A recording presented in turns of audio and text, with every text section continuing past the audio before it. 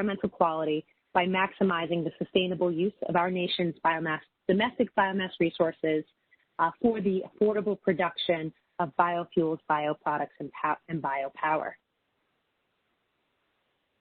The convening organization is the Biomass Research and Development Board.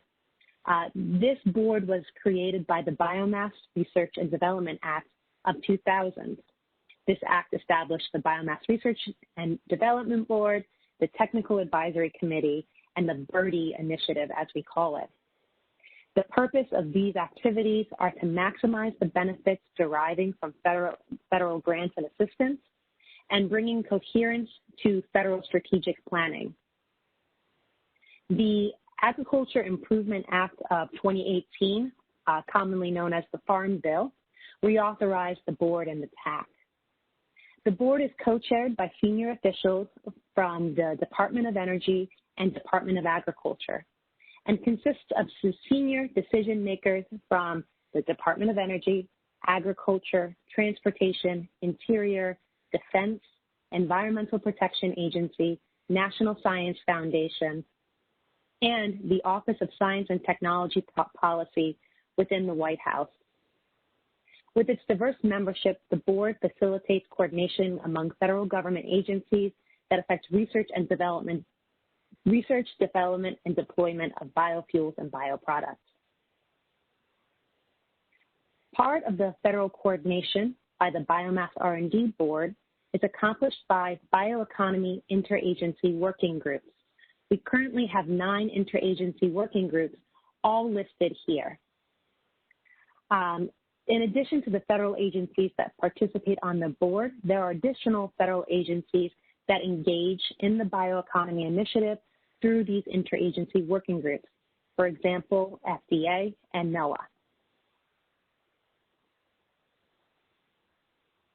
I have much more I wish to share with you all today about the Biomass Research and Development Board strategy for the Bioeconomy Initiative.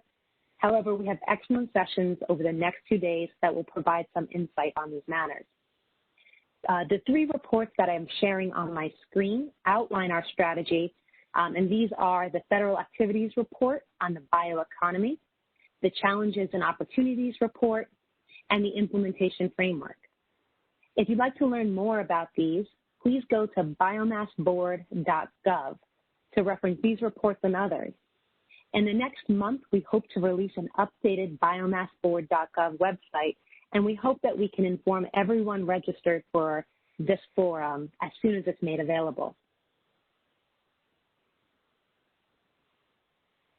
The last thing I will note before introducing the agenda for today is just wanted to wish the Biomass R&D Board a happy 20th birthday. 20 years ago, Congress laid out the potential for the bioeconomy in the Biomass Research and Development Board Act of 2000. On my screen is pictured part of that legislation. And here are some things that have happened since then. The bioeconomy currently generates $48 billion in revenue annually. Transportation biofuels are yielding nearly half that amount at $22 billion. But we have to note that bioproducts continue to significantly drive annual revenue in the bioeconomy. Since 2010, over 107 billion gallons of ethanol equivalent qualifying renewable fuels have been produced under the Renewable Fuel Standard. And the last thing I'll note is that the U.S. has gone from a net importer of renewable fuels to a net exporter. So what we can see is that the value propositions laid out by Congress in 2000 are being realized today.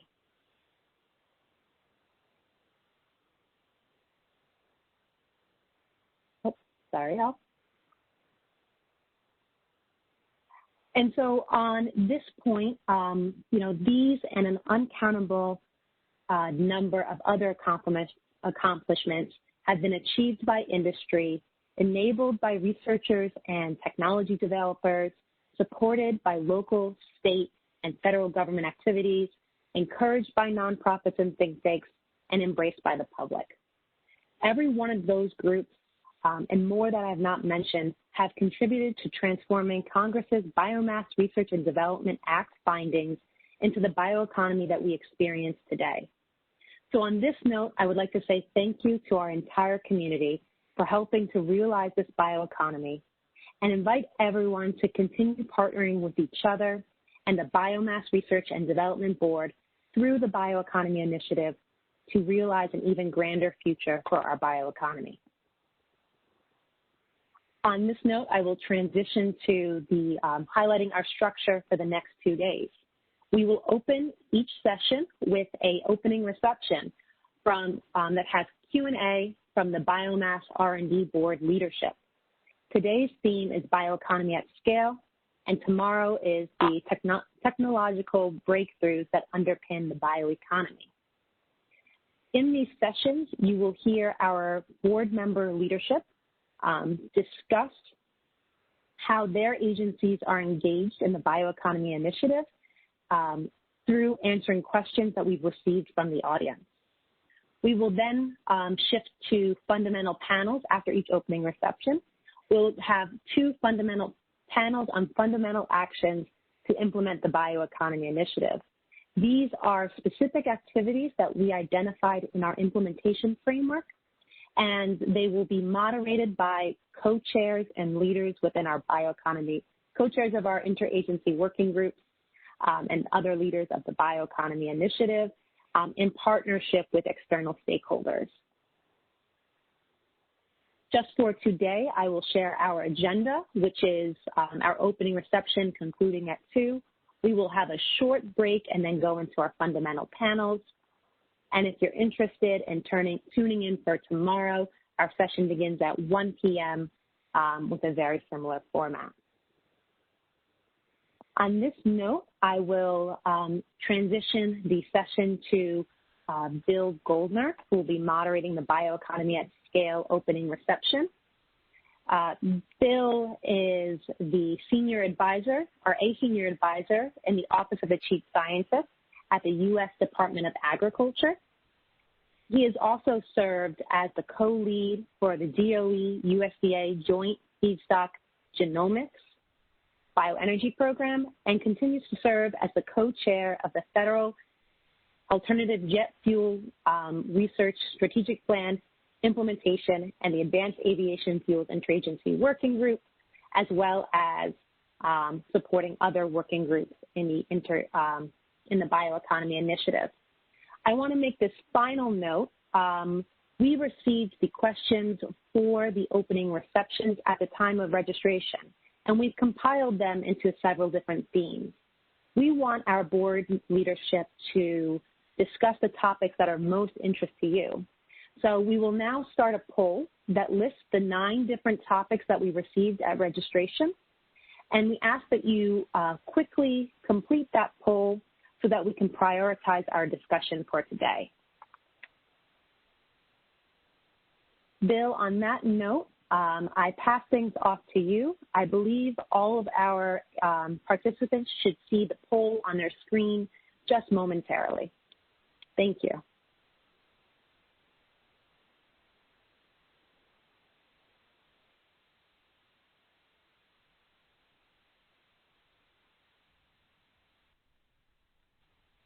Oh, you're on mute.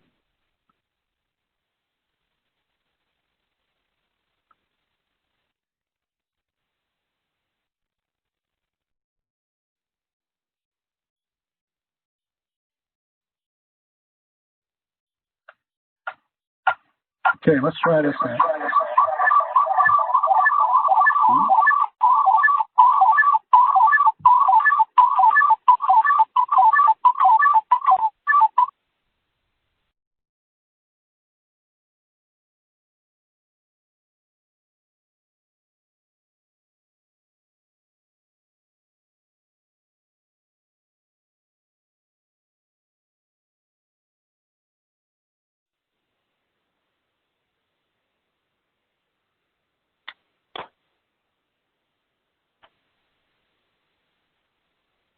While Bill tries to get his audio connected, I'll start with introduction.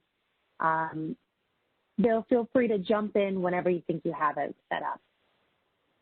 So our panelists today are Scott Hutchins, Bill Hohenstein, Michael Berube. Oh, you're back. Wonderful. And sorry Mark about Berube. that. Okay. No worries. So as Devin ably chimed in there, Scott Hutchins, Bill Hohenstein, Michael Berube, and Mark Brzezinski are on our panel today. And what I wanted to do first, though, is Dr. Scott Hutchins is the co-chair of the Biomass Research and Development Board, and I would like to give Dr. Hutchins an opportunity to make a few remarks. Go ahead, Dr. Hutchins. Well, thank you, Bill. I appreciate that very much. I hope I'm coming through okay. First of all, thank you for the opportunity to join this opening reception on the Bioeconomy Initiative Forum. It really is a pleasure to participate today, and it's an honor to represent USDA and co-chair with the Department of Energy Assistant Secretary Simmons, the Biomass Research and Development Board. You know, the work of this multi-agency board supports and promotes is just truly amazing, and it really is making a difference, as you heard Devin outline very capably. And as she has noted, it is the 20-year anniversary of the board, which demonstrates to me, and I think all of us, the value that has been created by the board and all the work that's been stimulated from it, and sustainably drives the concepts forward that Congress intended when they set it up.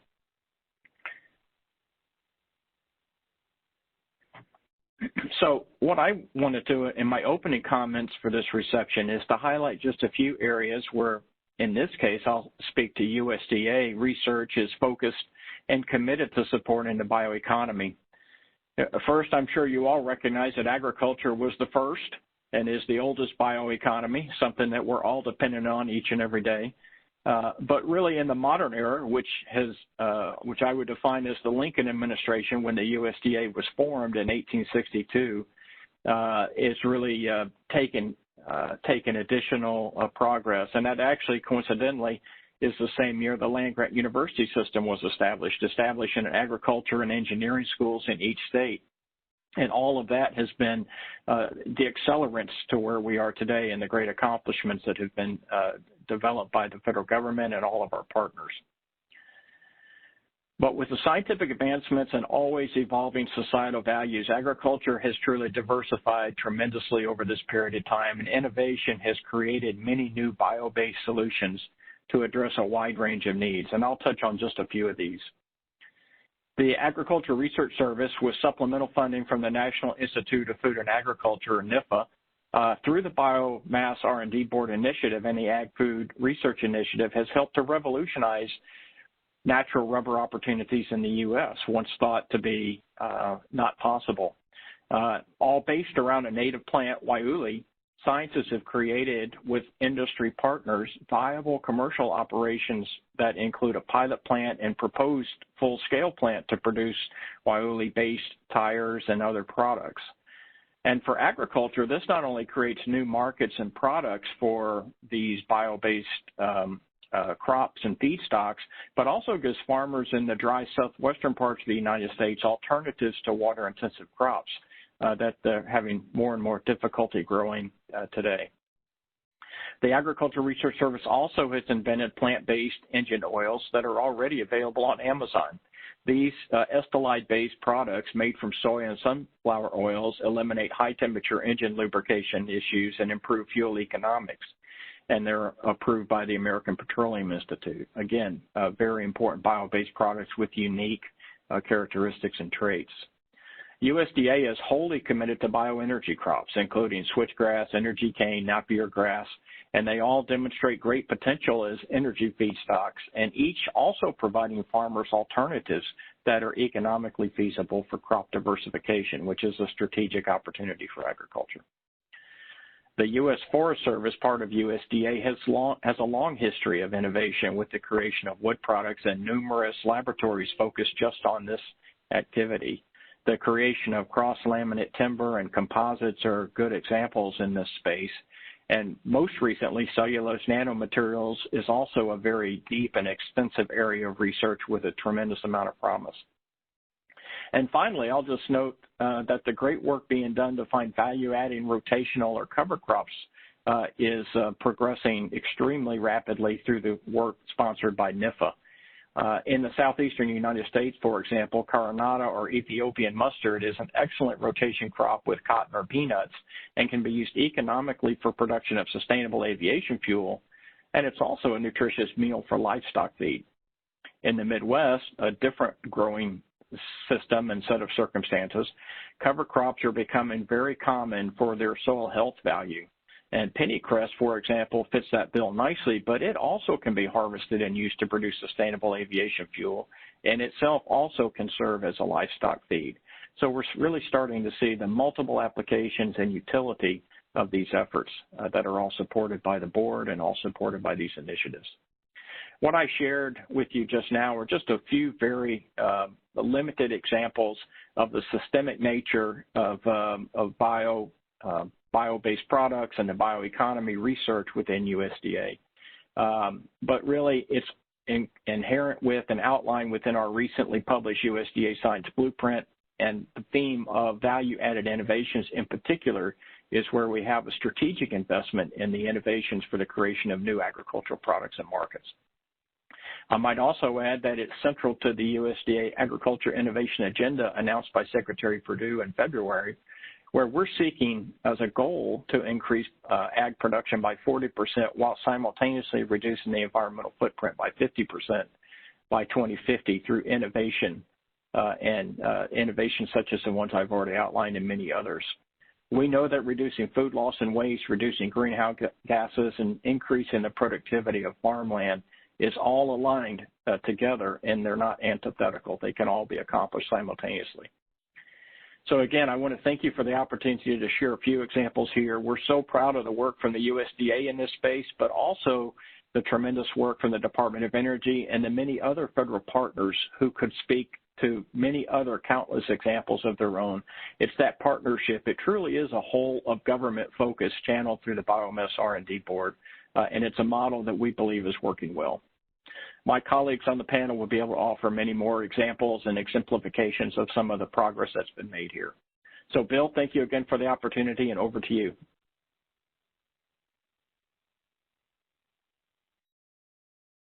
Thank you very much, Dr. That was great. I'd like to introduce the other panel members in addition to Dr. Hutchins. Dr. Bill Hohenstein is from the Dr. Bill Hohenstein is USDA's Office of Energy and Environmental Policy, serves as a focal point for the Department's energy, environmental markets, and climate change activities. Before working at USDA, Mr. Hohenstein served as a division director at EPA's National Center for Environmental Economics, and prior to that, Mr. Hohenstein served in the Climate Change Division of EPA's Office of Policy and Planning and Evaluation. He represents U.S. interests at international climate change negotiations and has served as a U.S. representative to Intergovernmental Panel on Climate Change. Also on the panel is Michael Beru. Michael oversees EERE's Sustainable Transportation Sector, which includes the Vehicle, Fuel Cell, and Bioenergy Technologies offices. This portfolio focuses on research and development to increase access to domestic clean transportation fuels and improve the energy efficiency, convenience, and affordability of transporting people and goods to support U.S. energy security, economic productivity, and competitiveness. And finally, we have Mark Brzezinski. Mark administers the Rural Energy for America program in the USDA's Rural Development Agency to support energy efficiency improvement projects and renewable energy systems for rural, small business, and farmers and ranchers, and the biorefinery, renewable chemical, and bio-based product manufacturing assistance program for financing and supporting biorefineries in the development of advanced biofuels and renewable chemicals and bio-based product manufacturing facilities. And if you just give me a second, we have the results of the poll that just came in to hopefully we'll be able to see which one of the areas that we're going to be addressing in terms of the Q&A. I haven't received that yet, but I'd like to go ahead anyway. And we've got 9 different areas where previous questions that come in have been grouped. And the first one entails the biomass supply chains. And the question that we have now is, how can cost-effective biomass supply chains be developed and cost-controlled after investment is made in a bioconversion plant? And trying to think, Bill Hohenstein, you want to take a crack at that to start with?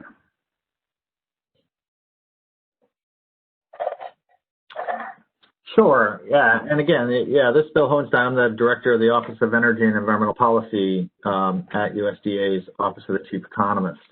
So we spend a lot of time thinking about the importance of supply chains in the context of biofuels, bioproducts, and bioenergy. There's a lot of potential to improve the sustainability of supply chain and to incorporate that into the value of the products that are being produced. And so that means assessing the environmental performance of feedstock production, looking at life cycle assessments with regard to water quality or emissions or land use, and valuing the technologies and practices that have the best performance. There's a lot of interest, and we're seeing that in terms of increased demand for products that are produced sustainably, and in some cases, policies that are driving that. The Renewable Fuel Standard is a relatively simple way of doing that. It has two classes. It has conventional and advanced.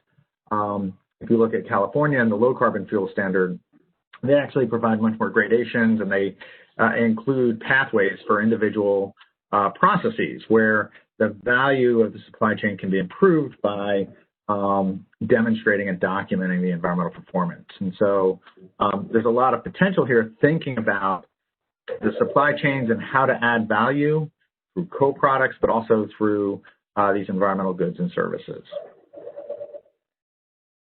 Okay, thanks very much, Bill. Michael, do you want to chime in on that for Vito? Yeah, so afternoon, I'm Michael Barrowby. I'm the Acting Deputy Assistant Secretary over in DOE. When I think about the supply chain question, maybe take a minute to talk specifically about the feedstocks issue. I think a lot of our experience collectively over the last 5+ years has been we've had some good large-scale demonstration projects in biorefineries, but where we really had trouble is in, let's say, the less sexy part of this, really getting the feedstocks from where they are either grown or waste crops, waste biomass, to actually the biorefinery.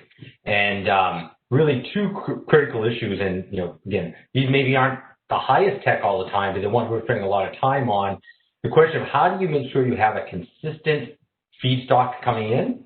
That has been a big problem. You talk to people who have had problems at the biorefinery level, just the inconsistency in that feedstock, how you qualify it, and there are some things you can do to really help on a technology side to make that better.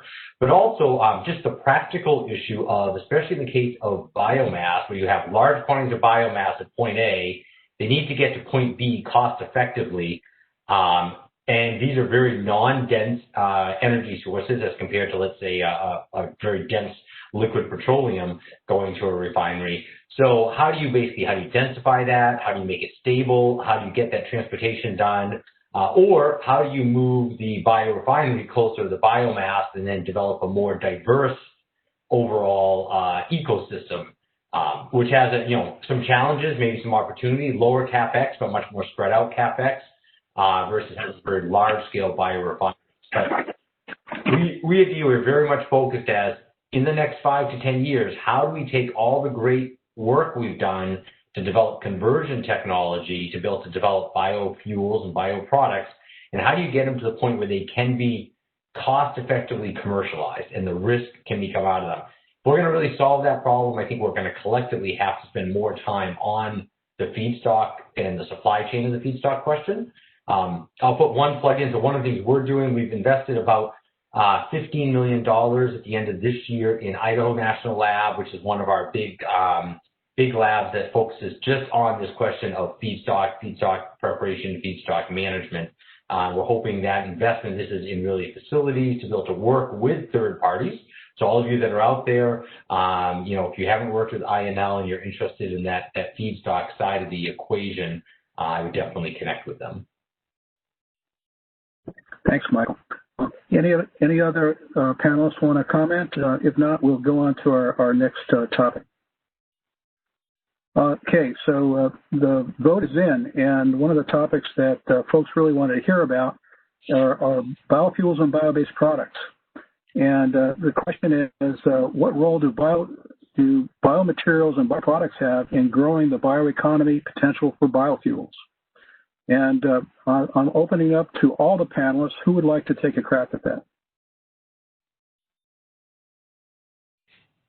Here, I can start out if you want, Bill, being kind of, I guess, the DOE, right, energy person here. We certainly have a vision, and core to what we envision in our role in DOE is how do we develop cost-effective biofuels. We have made tremendous progress. This year, next fiscal year, we are going to be demonstrating at $3 a gasoline gallon equivalent for our what we call minimum fuel selling price, kind of a wholesale price. And that cost has come down maybe 40% in the last 5 or so years. But to get it that next level, to be cost effective, to get to our 250 goal, we know we're going to need bioproducts. So in our mind, bioproducts are critically important to the economics of biofuels. But much like in petroleum today, the volume, the physical volume, is in the fuel side. 70% of every barrel of petroleum goes into gasoline, diesel. Yet, a lot of the profit comes from the other 30% in the product side. So we think products, and really when we think products here, we're talking about chemical intermediates. Those are going to have to be maybe the first market pull, but recognizing the volume at the end is going to be in the fuels, we've got to develop a system where that's the initial market pull, and then it translates to fuels. I will say one of the things we at DOE are looking at very carefully is when we do our outside funding opportunities, how do we make sure we strike a balance, recognizing the short-term economic opportunity is in the bioproducts, the long-term goal is the fuels. How do we make sure we're incentivizing work on the products now, but also, making sure we get to the fuels long-term? So we're going to maybe try to make some adjustments on that this coming year. Michael, that was a great response. Who's next? Bill, do you want to say something about this? Sure. Well, I would just note that, this spring, we sort of have a great example of the importance of thinking about biorefining in a comprehensive way. One of, the traditional, conventional ethanol production produces a number of bioproducts, produces feed, but also produces CO2, which historically has been viewed as sort of a low-valued, sort of end-of-the-pipe add-on to some plants. This spring, that changed, and where CO2 became scarce, it became a very valuable commodity, and folks demanded it. And so, it's just an example of, how something like that can actually change the economics for some plants, can actually, turn things at the margin to make these plants successful. And so it just reinforces the importance of, thinking about all of the products that can come off of a refining effort and thinking about how to best value and market them. Okay, thanks, Bill. And any other comments? Sure. Go ahead. This is Mark Brodisky with Rural Development. And I would suggest that, especially reflecting, I think, on what we've seen as interest from the industry in some of the financing programs around startups of and scale-ups of biorefineries, as to the type of product, it really needs to be kind of an all-the-above approach. It's not just a fuel or just a product or a chemical, but combinations of, and really dependent on the feedstock, the resource that they have available, basically the assets they're working with, and the market and market opportunities. We clearly see strong interest in areas around bio-based products, around fertilizers, soil additives, chemicals, but also really supporting, I think, ultimately the technologies for renewable fuels. Some of the technologies are really focusing on solving problems, resolving waste materials, within production agriculture, biogas and anaerobic digesters, to really, solve the problem of, waste and rather than loading up, soils with fertilizers and nutrients, of using those materials for the production of biofuels, biogas, and other materials. So again, I think it really needs to be kind of an all-the-above approach, and we're seeing, I think, some great opportunities in some of the technologies and some of the stakeholder work going forward. Thanks, Mark. That was very informative. We're going to move on to the next topic, which has to do with scale-up challenges. No problem, right? Scale-up is something that's really going to be critical in terms of moving the bioeconomy forward. And the question that we have from the group is, what scale-up challenges is your office addressing individually and through coordination via the Bioeconomy Initiative? And let me see. Mark, I'd like to come back to you because I think your recent response you just had sort of dovetails with this. Certainly, and thank you. Clearly within our biorefinery assistance program, biorefinery, noble chemical, and bio-based product manufacturing loan guarantees, the challenges of scale-up are critical and key, we think, to the successes of projects within that program and, of course, the program as a whole. We really focused on assisting projects through the buildup of a demonstration unit to the extent that the proposed technology is demonstrate the performance of that technology at a demonstration scale. But trying to utilize the full integrations of technologies, the feedstock at a smaller scale, but an intermediate step to full-scale production.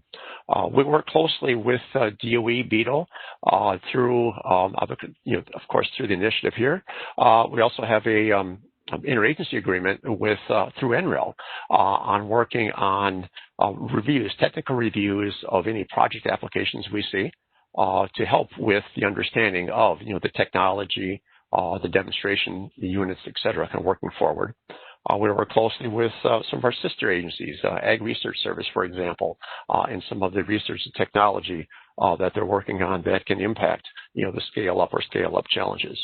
And most recently, we've expanded an MOU we have with DOE.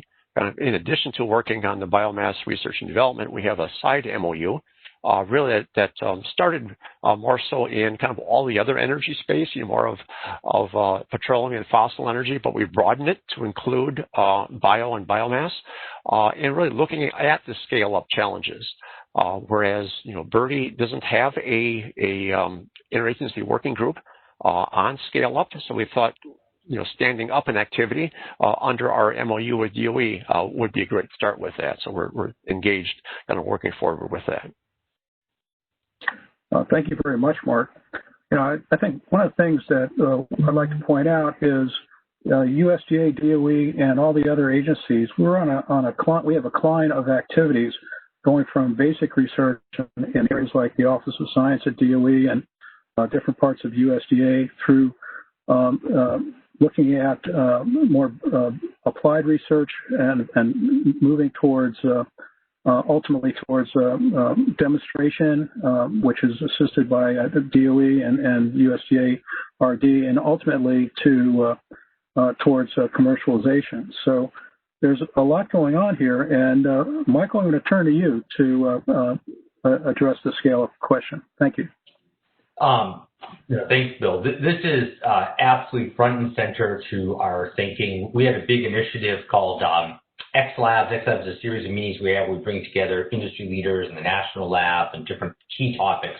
Last January was on the bioeconomy. And one of the things we heard loud and clear from the many, many industry players who are, let's say, small, evolving companies with new technology is that scale-up is the key challenge at the moment. There's been a lot of great science developed, but how do we move it to the next level? So two key initiatives that we at DOE are doing. We have a number of PDU, process development units, at the national lab. Berkeley National Lab, a little bit smaller scale. I mentioned Idaho, and at NREL for a little bit larger scale to help we can work with industry. We're going to be significantly working to upgrade the NREL facility that's a little bit older. We heard from a lot of people, great, but it's not quite flexible for where the industry's at today.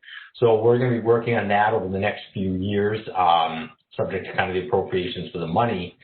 But the other thing is we have about 30 to 40 million per year that we spend directly on funding opportunities aimed at scale up. This past year, we did 30 million in pre-pilot projects. Our goal that we've laid out is to have a series of pre-pilot, pilot, demo scale, recognizing that, you have realistically, you have at least a 10-year cycle here, right, to be going through and developing that scale up. We look to be continuing that effort, and there's been strong congressional direction to kind of continue to support that of how do we fund the right project at the right time. I think we've all been burned a little in the past, or maybe we've gone too fast, where we skipped some steps, where you have companies that aren't quite ready for that next level of scale up. So one of the things we'd like to see is a really clear set of criteria. What defines a technology, a company that's ready for pre-pilot, that's ready for pilot, and that's ready for demo scale? I think if we as government agencies can collaborate around that, have that kind of view of gold standard published out there, and then we would imagine saying, okay, we'll put funds out there and we'll fund a project at whatever level it's ready for. So one year you might have a company that's coming in and is ready at demonstration scale. We had a big project we funded last year with LanzaTech for jet fuel that was ready for demonstration scale. Other technology might be ready at the pre-pilot or pilot scale. So how do we have a flexible system that each year we can fund projects at the right level at the right time, but make sure that they are technologically ready to enter that stage? Okay, thank you, Michael, very much. One of the things that we've seen at USDA and also with interaction with Vito and others at DOE is the need for a systems-based approach. And when we're starting out, and looking at the different research environments, we look at feedstock development, we look at elements of logistics change, we look at different conversion technologies, but scale-up means putting them all together. And one of the things that we've supported at USDA is some larger projects which link an emerging value proposition, a conversion process with an emerging supply chain. And that really allows the projects to take a look at risk along all the supply chain elements all the way up and linking to that value proposition. And this is an approach that USDA has taken, that DOE has taken, and it's really a key to what we do. And as both Mark and Michael have stated, working with industry partners is critical because we really need those feedback loops. We really need to be relevant in terms of how we approach this. So I'm going to go on to the next topic, which is environmental sustainability. And the question that we have is, what are potential environmental and social benefits that a bioeconomy at scale can deliver at local and national levels? How is the government encouraging that these benefits are delivered at scale, both in their programs and in partnership with industry? And I'm going to ask Scott to react to this first.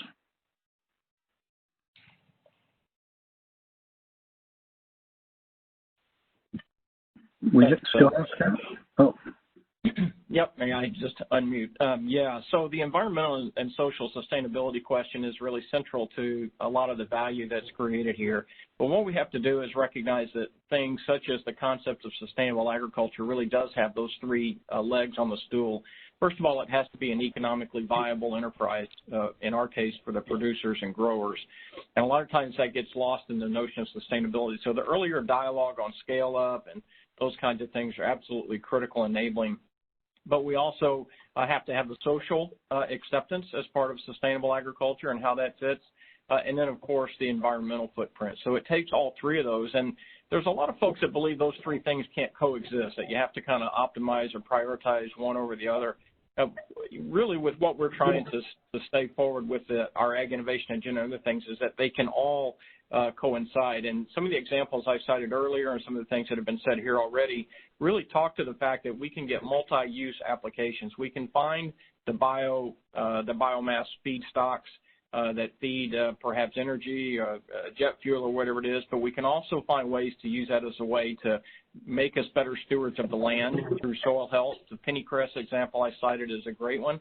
And then also we can use that as a way to use byproducts or other products for feeds and for other uses. So the notion of being able to address all of these questions together and ensuring that we hit on all three of those levers, the economic, the social, and the environmental, really are central to a successful project. With any one of those three missing, I don't think that we'll be able to claim success and scale it to where we need to be. Thank you, Scott. That was great. Michael, you want to take a stab at it? I think Scott's points are very well taken.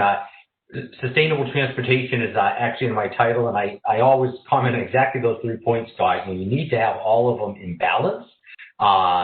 If you don't have solutions that meet people's needs and that you can actually get into the economy, then you're not going to have something that's sustainable long term.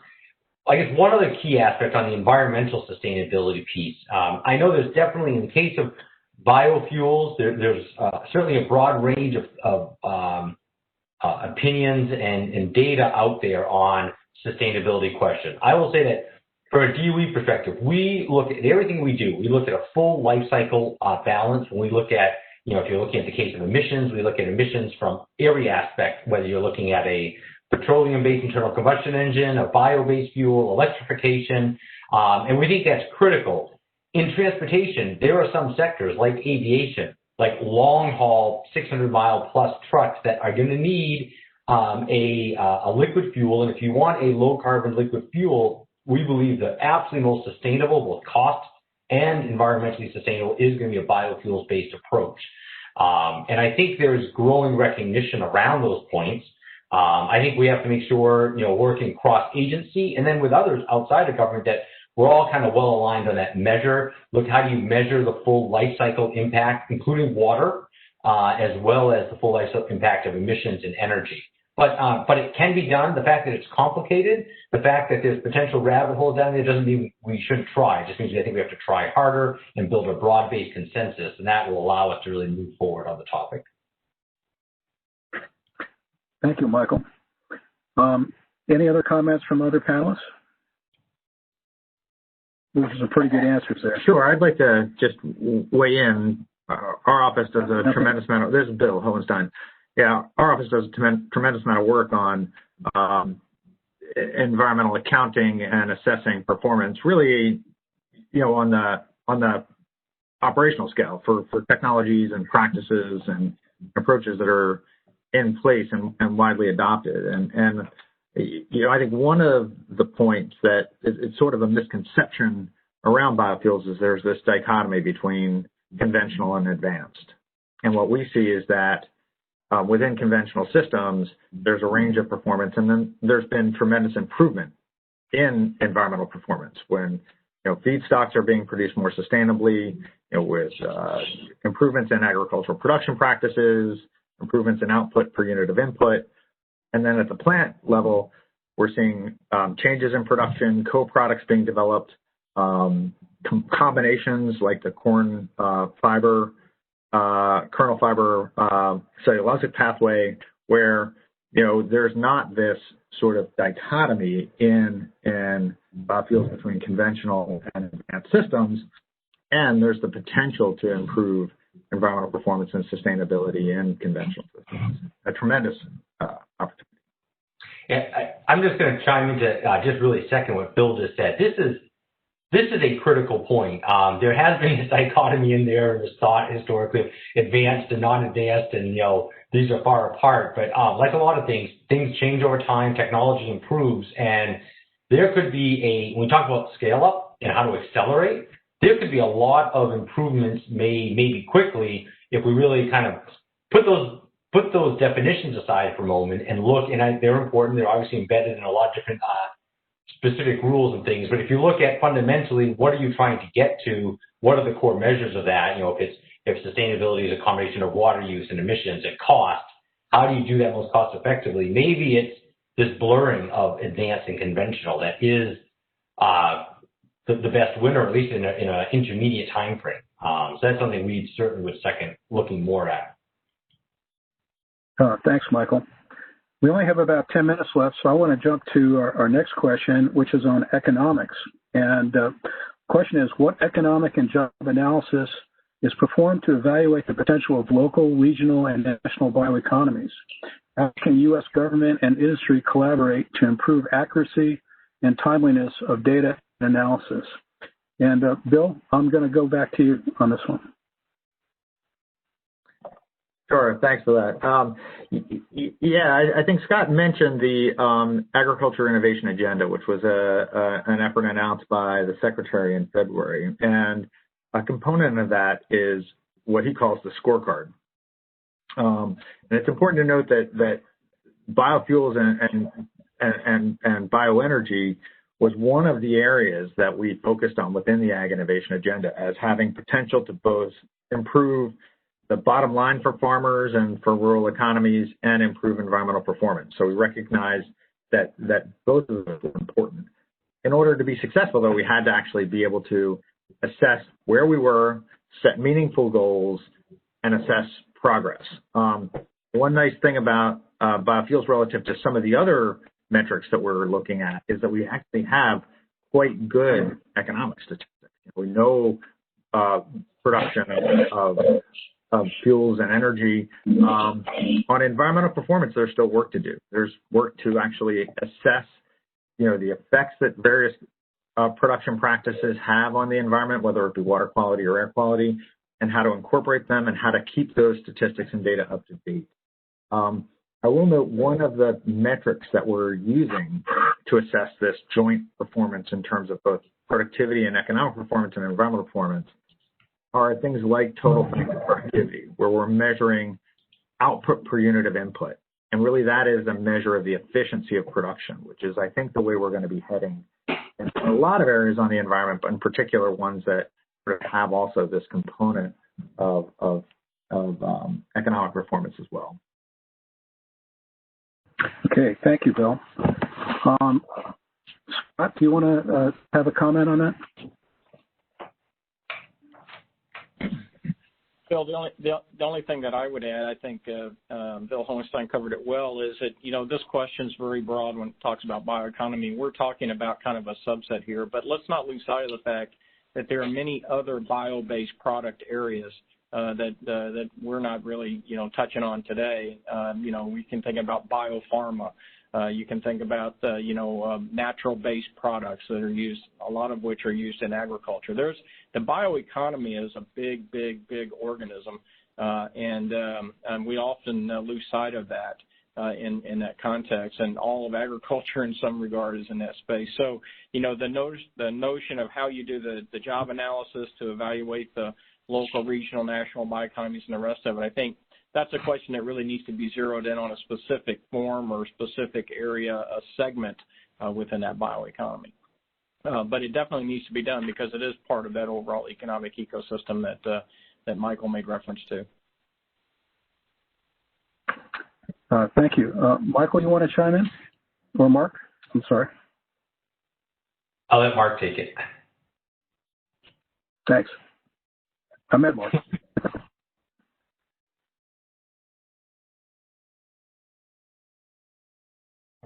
Sorry there. Yes. I don't know if I can add a lot more to it, but clearly looking at the the economics of I'll get at a project level, it comes down to a mix of products, outputs, from a biorefinery.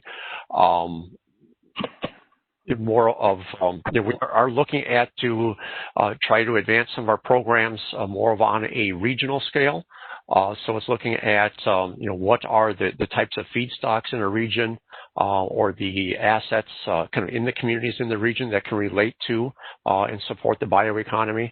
So I think going beyond project by project level and looking at what are the assets of a broader region that can both support a project, or the other way is what projects can support kind of the economies of that region working forward. So just some quick thoughts. Okay, thanks, Mark. Okay, we've just got a couple minutes left, and we've kind of covered the questions that the audience wanted to hear, but I wanted to ask one more that was on our list. called a financing question, but I think it's more of a valuation question. Many of the advantages of a vibrant bioeconomy do not result in income for private sector investors. How can we help monetize things like job creation, tax base, greenhouse gas reduction, other environmental services to help attract private investment? This is a pretty tough, far-reaching thing. And Bill, I'm going to put it to you first. Sure, and I'm going to kind of turn and say what sort of policy tools do we have to address these kinds of challenges when it comes to financing. So one is the RFS itself, and there are those that would argue, at least for conventional ethanol, that the RFS wasn't needed. If you looked at, we were exporting more biofuel than we were producing, and due to the blend wall, and low RIN prices for conventional ethanol, the RFS might not have been binding. And then a year like this comes along where you see, with the pandemic, significant reductions in demand for fuel and for biofuel, and a flipping in terms of the value of ethanol to the gasoline. And that's when the RFS really served as a backstop to the sector, to the refineries in terms of, really keeping that component of the biofuel economy afloat. So policy can be important, and policies like the RFS can be important, even if they're not binding 100% of the time or haven't cost 100% of the time. The other area that we're focused on within USDA, and Mark might mention this as well, is on infrastructure, building out the infrastructure needed to support the bioeconomy. And we have a program in place where we're actually evaluating proposals under the what we're calling HBIP, the Higher Biofuel Infrastructure Incentive Program, where we're working with retailers to put in place the type of infrastructure needed to sell higher blends of ethanol. And I don't know, Mark, if you have anything you can say about that program here, but it is part of our effort more broadly to help with financing. Certainly, Bill. And it's, so with the Higher Blends Infrastructure Incentive Program, as Bill mentioned, it's really a grant program to help support infrastructure for delivery of higher blends of biofuels, both at refueling stations, mainly focusing on ethanol, E15 and greater at fueling stations, but also with a bit more limited, but a focus on biodiesel at the terminal level. And use of biodiesel for heating oil and other activities. A lot of interest in the program. We actually stood the program up from not having any program whatsoever in January to announcing applications and currently reviewing applications. We had $100 million available for the program. We have requests of about $130 million. So we're scrolling through those requests right now, as Bill noted. Our intention is to make awards yet this fiscal year, and just getting through those process. But I think that does, highlight as to when we talk about, financing, it's not just, the manufacturing or production facility, but it is the infrastructure, that's, come on the fueling side, but other infrastructures for, supporting industries. But I think also on just broad market support. I'll just put a plug in for the Bio-Based Markets Program, BioPreferred, in the sense of looking at government procurement, of products, or helping industry support the marketing of bio-based products. So there's, I think some additional work that we can and should be doing to help on those industries and working with stakeholders across. I think as to, the broader question of how to monetize some of these values or some of the resources is how do we add value, to the outputs. I think as we talked earlier, it might be taking advantage of opportunities. It's, solving a problem. Again, dealing with high potent waste or other materials, but doing so in a way that adds value that needs to produce fuels or bio-based products. So I think we're, as Bill mentioned, clearly there's a role for policy, especially when policy can kind of set that foundation. But I think there's also, a concern in building some stability in these industries. I guess what we've seen is to a challenge in financing large-scale projects is uncertainty of, the more we can de-risk other issues. It's the policy issues, the regulatory issues. The more certain policy is, I think it's the rest of the industry can adopt and work within those confines. It's maybe making sure that we stay, somewhat middle of the road, maybe in policies would also help in financing some of these activities. Yeah, we're at the end of our time, but I just want to make a comment to follow on with this discussion about policy. I think it's been pointed out that policy can be a pull-through, but there's also some policies that would help create value for ecosystem services such as water quality. One of the things that has been pushed is planting perennials, crops to surround existing row crops that enable water to excess nutrients to be sopped up, and ultimately those crops could definitely be harvested. Right now, farmers don't have an incentive to do that, and there could potentially be incentive to follow. Also, programs like the Biomass Crop Biomass Crop Assistance Program, which would be very helpful at the upstream end of things to allow farmers and producers to be able to put in perennial crops and then be able to survive the 2 years of financial where 2 years of financial deficit where they're not actually harvesting the crop, waiting for the crop to mature. So, listen, I want to thank all of the panelists for their excellent responses, and we're going to be taking a break right now, and we're going to be resuming with Mark Ellis's panel at 2:15. So thank you, everybody, for your attention. We really appreciate it, and we look forward to the rest of it.